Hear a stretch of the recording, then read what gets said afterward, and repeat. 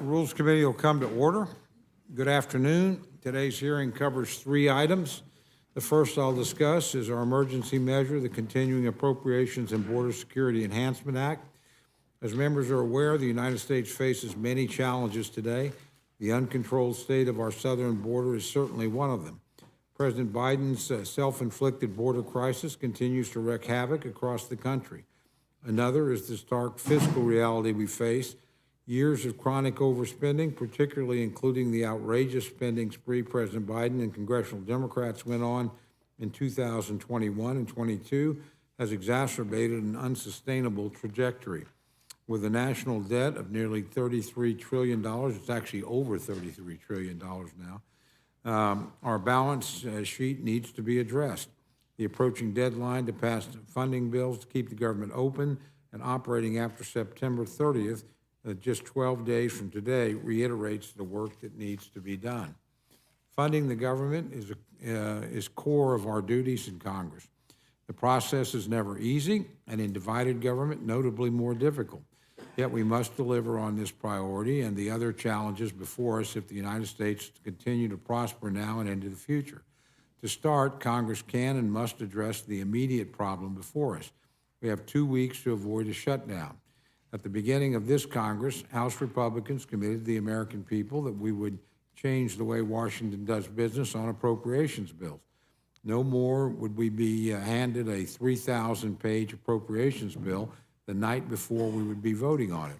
Instead, we committed to passing all 12 bills through regular order. Unfortunately, the appropriations process is deeply complex and it takes time.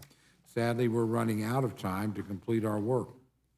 But Congress ultimately has a responsibility to fund the government and keep it open and operating to provide needed services to our constituents. That's why the House is taking up the Continuing Appropriations and Border Security Enhancement Act.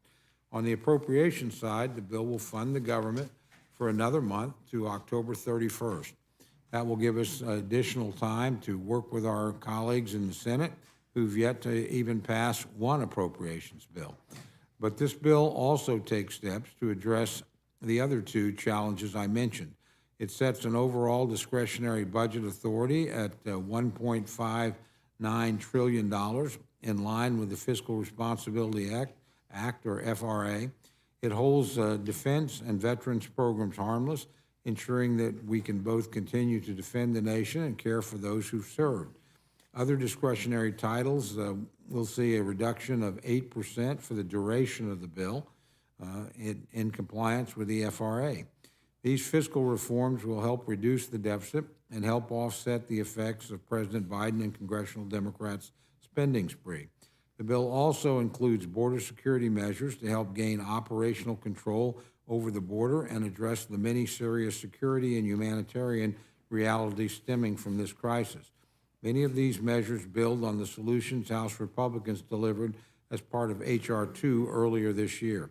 I look forward to considering this measure, both here and in the Rules Committee and on the floor this week.